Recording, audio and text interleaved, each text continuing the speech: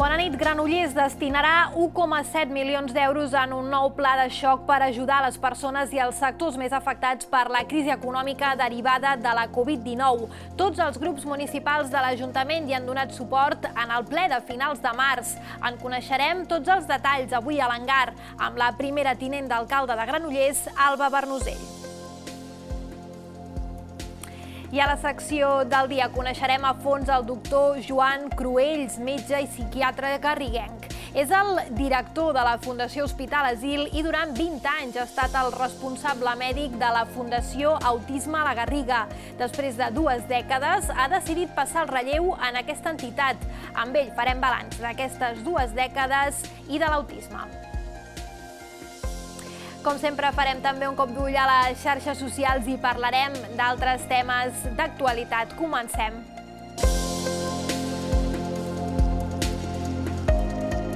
L'últim ple de Granollers va donar llum verda a un nou pla de xoc valorat en 1,7 milions d'euros que aniran destinats a ajudar persones i sectors especialment afectats per la crisi econòmica derivada de la pandèmia de la Covid.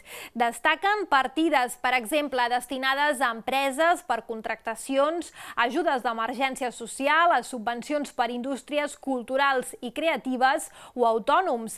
El pla ja ha estat presentat al Consell Econòmic i Social de la ciutat. En parlem tot seguit a l'espai de l'entrevista de l'Hangar amb la primera tinent d'alcalde de Granollers, Alba Bernusell. Saludo a l'Alba Bernusell, ella és primera tinent d'alcalde de Granollers, ens acompanya avui a l'Hangar, benvinguda. Bon vespre. Posem una mica de context en aquest segon pla de xoc degut a aquesta crisi del coronavirus. Són 1,7 milions d'euros i això que comentàvem és el segon. Ja hi va haver un primer. No sé si podem posar una mica de context en aquest sentit. Podem posar el context.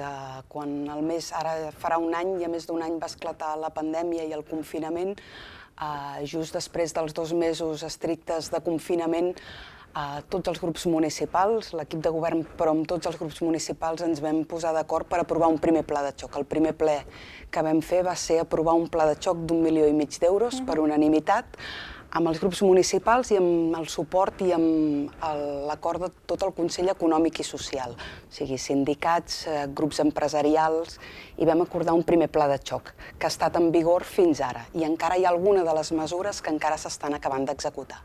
Que l'objectiu era posar les persones al centre i intentar el màxim possible que ningú quedi enrere quan sortim d'aquesta crisi, que no és només sanitària, sinó que també és econòmica i social.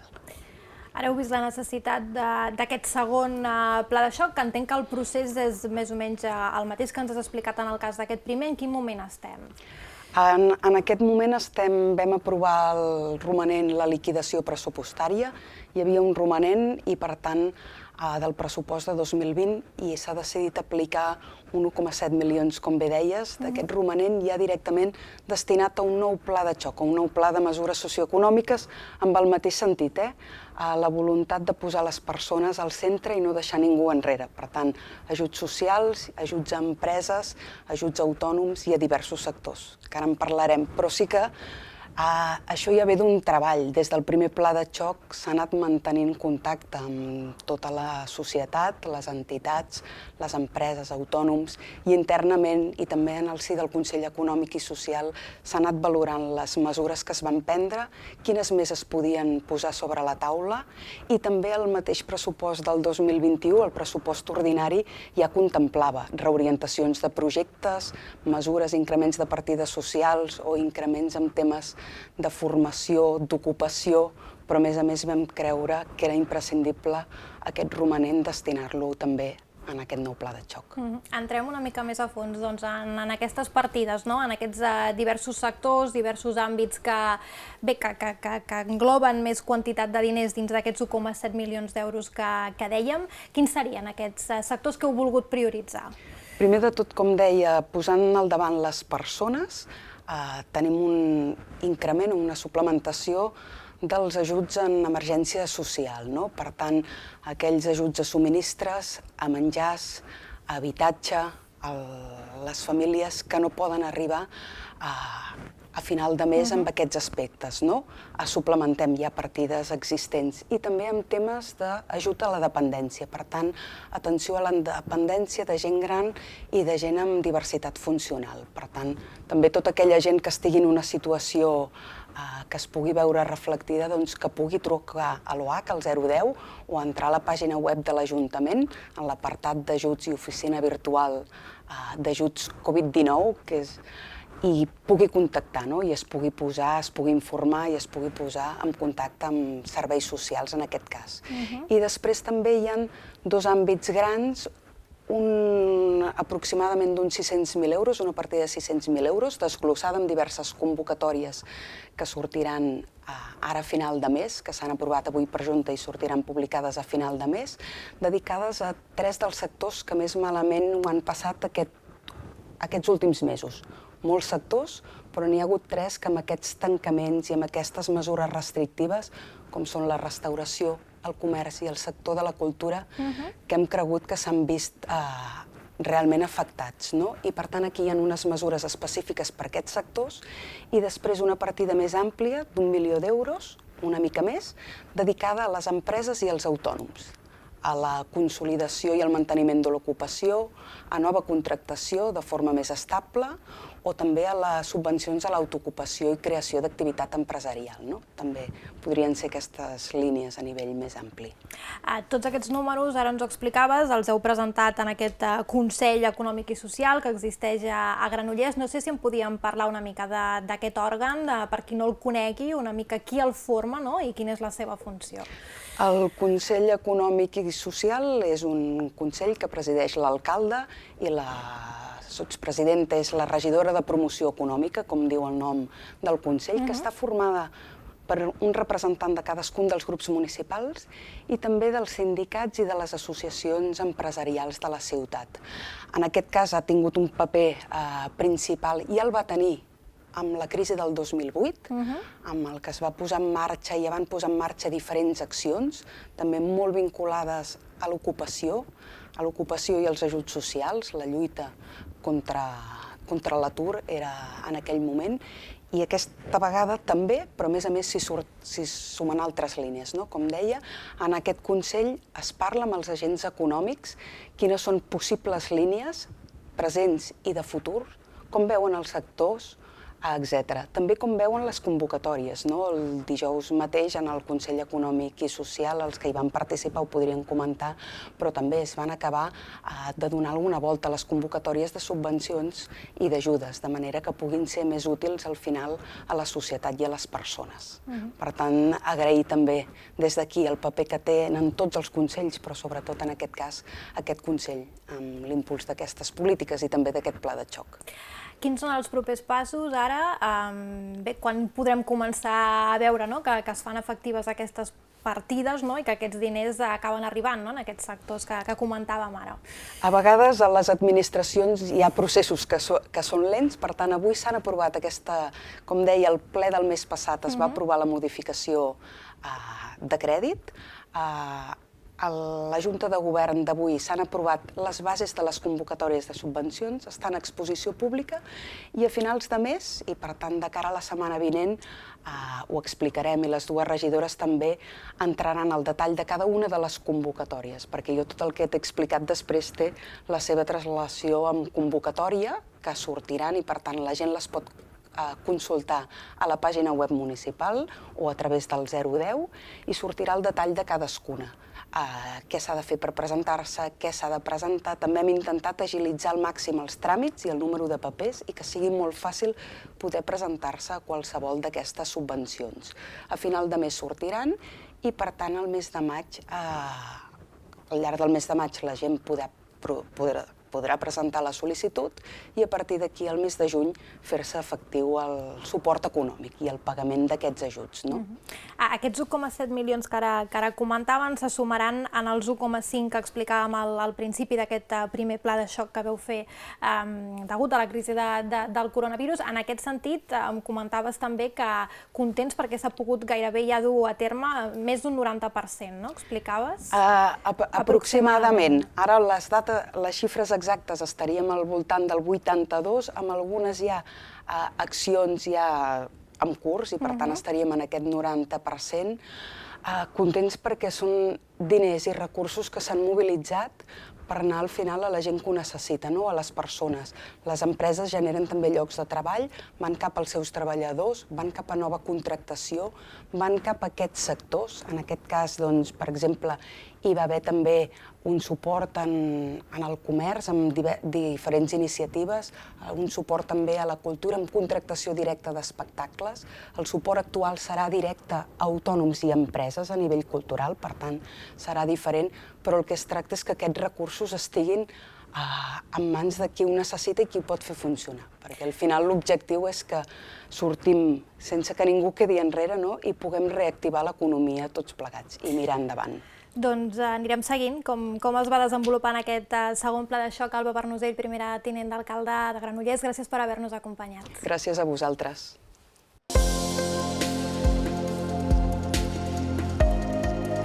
Canviem de tema, però seguim a Granollers perquè fa uns dies us explicàvem a l'Infovallès que els gegants grossos de Granollers, l'Esteve i la Plàcida, han recuperat les mans originals que van lluir fins al 1987. Durant el confinament, aquests i els altres dos gegants de la ciutat, el Cosme i la Damiana, han passat per un taller de Navarra per ser restaurats. El resultat final està previst que es pugui veure durant la festa de l'Ascensió Alternativa que s'està preparant. De tot plegat n'han parlat avui els companys de Ràdio Granollers. Els 4 gegants de Granollers lluiran restauració per l'Ascensió. Aquesta és la gran novetat que hem sabut a l'entrevistar a l'Arnau Torrillas de l'Associació Amics dels Gegants i Capgrossos de Granollers. L'associació i l'Ajuntament han restaurat els 4 gegants, la parella més antiga, en Cosme i la Damiana, perquè tenien cops, ja tenien diverses capes de pintura i arranjament de desperfectes, i l'Esteve i la Plàcida, perquè gràcies a haver guardat les mans pesants que els hi havien retirat l'any 87 per alleugerir els gegants, ara els les han pogut tornar a posar. Aquesta ascensió ho veurem. Ho ha fet un taller d'un poblet a prop de Pamplona, a Navarra, i el seu constructor és l'Aitor Castillejo. Estarem atents a aquesta novetat perquè ara mateix és un secret. S'han anul·lat la fira i festes de l'Ascensió, però l'Ajuntament i entitats de cultura popular i tradicional estan preparant alguna cosa perquè no ens quedem sense gens de festa.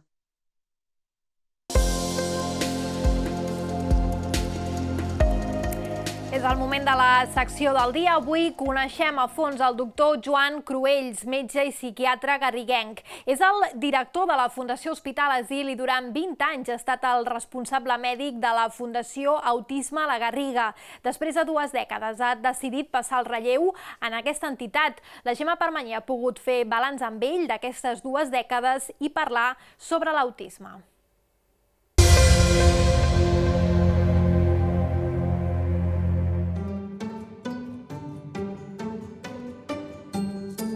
En aquest punt de la Garriga hi conflueixen 4 espais importants per la vida del doctor Joan Cruells. El passeig, estimat per tots els garriguencs, l'Escola Sant Lluís, on va estudiar de petit, el Patronat, on hi havia fet teatre i ara hi veu les obres representades pels seus fills, i la Llar Cotet, un dels equipaments d'Autisme a la Garriga, on ha dedicat 20 anys de la seva vida professional. Has estat 20 anys venint pràcticament cada dia aquí a la Fundació Autisme a la Garriga. Doncs sí, 20 anys pràcticament venint cada dia, això així de literal, sí. Autisme a la Garriga és una xarxa de serveis que hi ha diferents entitats i diferents serveis per a persones amb autisme i per tant, sí, durant molts anys. Com a director mèdic o amb tasques?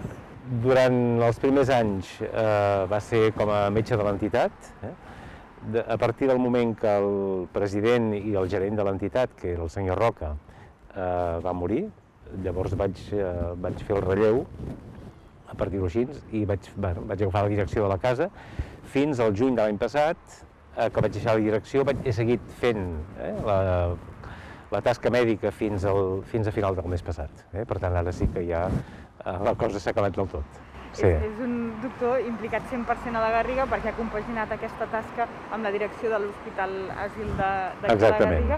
Per què ara aquest pas enrere amb l'autisme? Aviam, perquè ara jo penso que tot són etapes i fases que s'ha de saber plegar dels llocs, i especialment la raó principal ha sigut que jo tenia ganes de reduir una mica el ritme laboral i respirar una mica més ample, perquè he portat uns anys com molt apretats, saps, en aquest sentit. No només faig aquestes dues feines que has dit, també tinc una consulta de psiquiatria a Granollers, faig alguna mica de docència a Barcelona, i llavors jo penso que ja em toca una mica reduir el ritme i potser, i les entitats, el relleu s'han d'anar produint periòdicament, no? Les entitats segueixen i les persones passem, això és el que es diu, no? És una frase feta però és certa.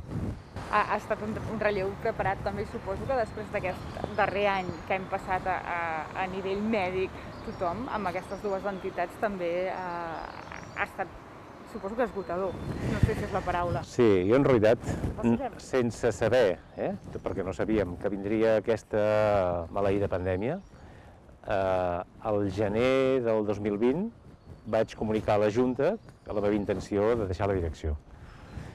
Al cap de 6 mesos per fer un relleu tranquil. No teníem data de quan deixaria de ser el responsable mèdic de la casa, però penso que ara ja ha arribat el moment, ja tocava. Com ha estat aquest últim any?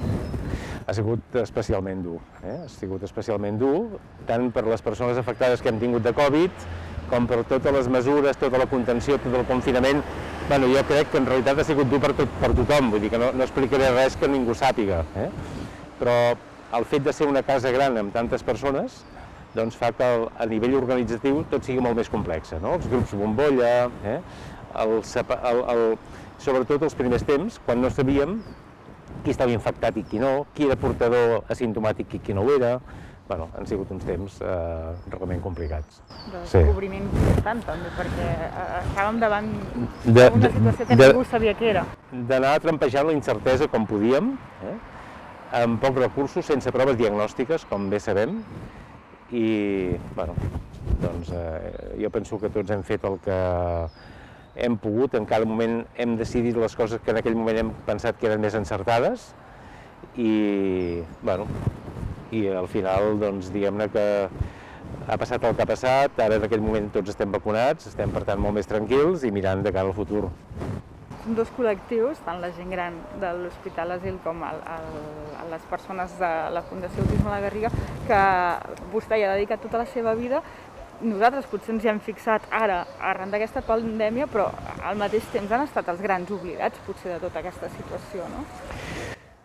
No, jo tampoc penso que... Jo crec que això que diem ara han sigut col·lectius oblidats, jo penso que l'administració, si parlem d'oblidats per l'administració, ha estat desbordada, ha estat literalment desbordada, sense capacitat... I la seva capacitat de reacció potser no ha sigut molt ràpida, això també ho hem de dir, però jo penso que jo estava diàriament en contacte amb el departament i tampoc tenien res a oferir-nos, perquè tampoc tenien medis, ni tampoc sabien què estava passant. Vull dir que tampoc ens podien enviar proves diagnòstiques, no ens podien enviar EPIs perquè no en tenien, i realment la situació, tots sabem que ha sigut complicadíssima i que esperem que no hi tornem mai més. Esperem. Com han estat aquests 20 anys a Autisme a la Garriga? Aviam, els 20 anys d'Autisme a la Garriga per mi han sigut un plaer. Un plaer, i el que els hi vaig dir ara quan vam plegar és me n'emporto un grapat de bons records. Un grapat de bons records, jo penso que una de les coses més satisfactòries que hi ha en la vida és sentir que amb les teves accions pots beneficiar la vida dels altres, i penso que en aquest sentit em sento absolutament identificat i afortunat per haver-ho pogut fer. Autisme a la Garriga és una xarxa de serveis que té, per una banda, una residència per a persones greument afectades, tant per autisme com per discapacitat intel·lectual, i per altra banda, hi ha un servei de diagnòstic que ha crescut i que s'ha professionalitzat molt i que l'hem pres molt durant aquests últims anys, bàsicament perquè fixeu-vos que d'autisme abans no se'n parlava i que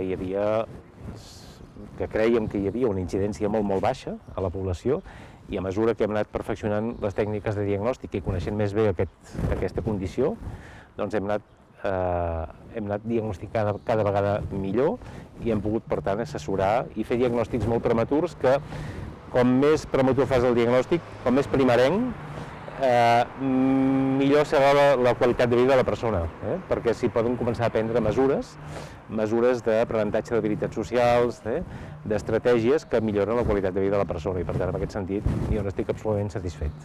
Sentia ahir una conferència que havia fet vostè que deia que un dels darrers estudis de prevalença deia que una de cada 100 persones, és així, pateix autisme? Sí, una de cada 100 persones, una de cada 100 persones, quan neix, desenvoluparà, o té ja en el moment del naixement, millor dit, una condició que és el trastorn de l'espectre autista. Espectre, per tant, vol dir ventall molt ampli, la meitat sense discapacitat intel·lectual, per tant, amb unes facultats intel·lectuals conservades, com la majoria de persones, i la resta, l'altre 50%, amb una discapacitat intel·lectual de grau divers, des de molt lleu, moderada o molt severa.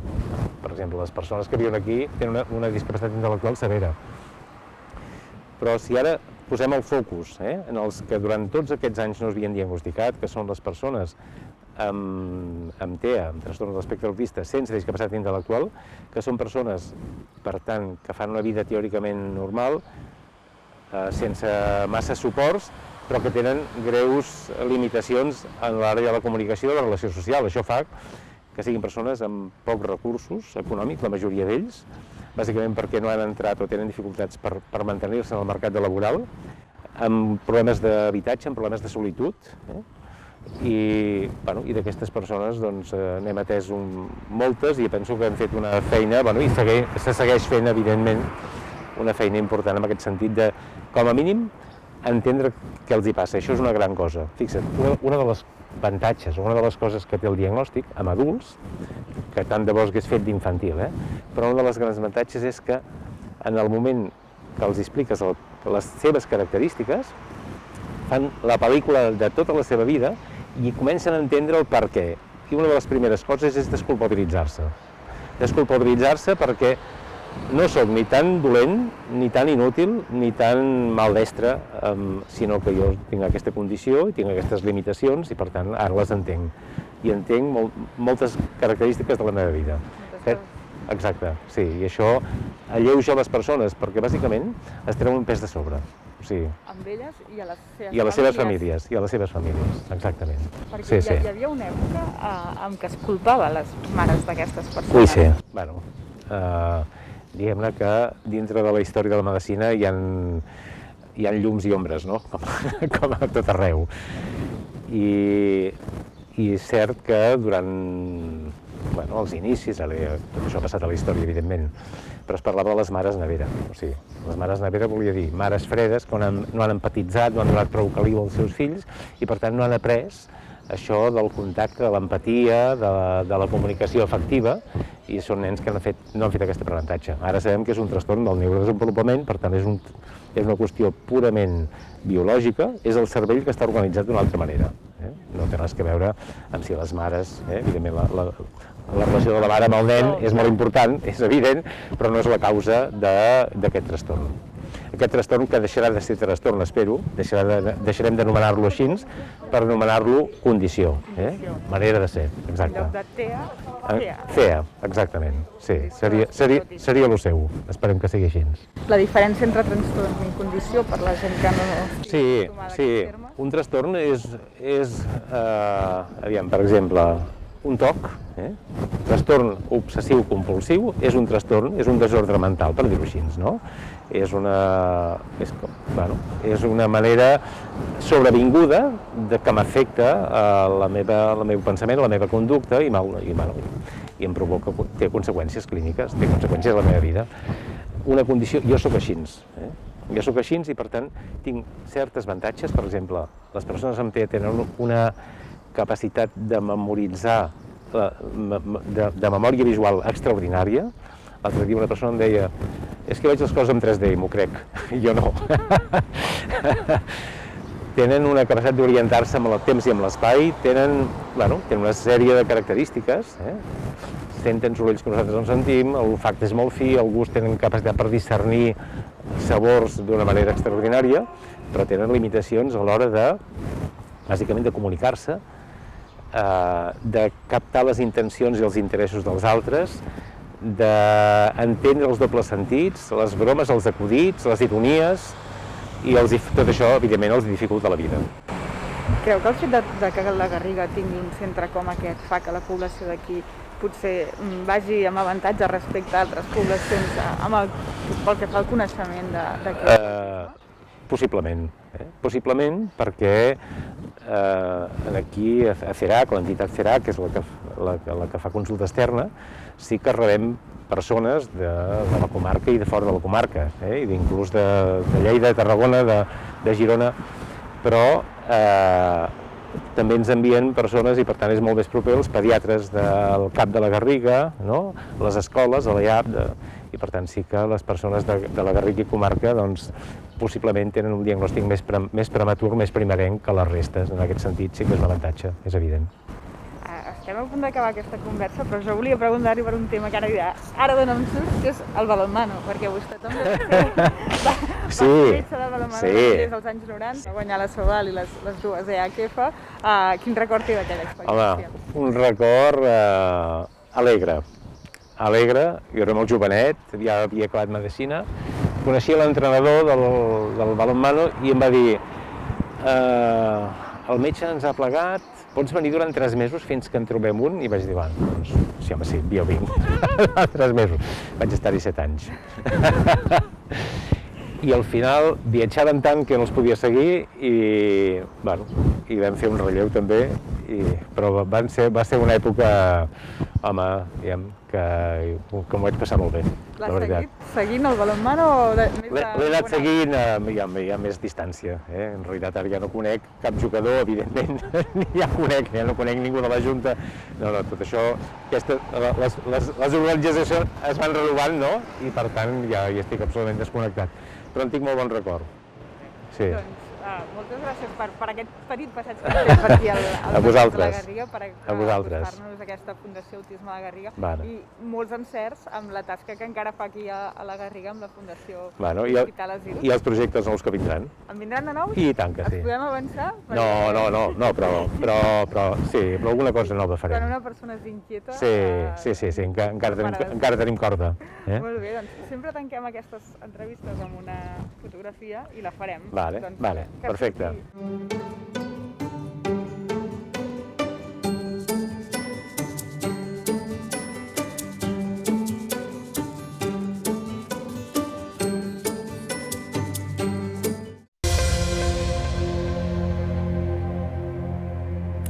El repàs a les xarxes socials el comencem avui amb aquesta piulada de la PA de Granollers. A l'Infovallès us hem explicat el cas de l'Ixam Belcatiel. Aquest dimarts, la plataforma d'afectats per la hipoteca ha aconseguit aturar el seu desnonament d'un pis de Canovelles. Avui al programa Busquem Respostes, la cap d'informatius Clara Armengol entrevista precisament a José Lombao, membre de la PA de Granollers. Seguim ara amb aquesta piulada de l'associació Mirall Feminisme d'Acció Social de les Franqueses, que anuncia per aquest dissabte una jornada educativa sobre economia feminista a la Torre del Fanal de la Garriga. Serà a 5:15 de la tarda. L'aforament és limitat a 50 persones. I acabem amb aquest missatge del perfil a Twitter Premsa Història, que comparteix aquesta fotografia de l'any 1928.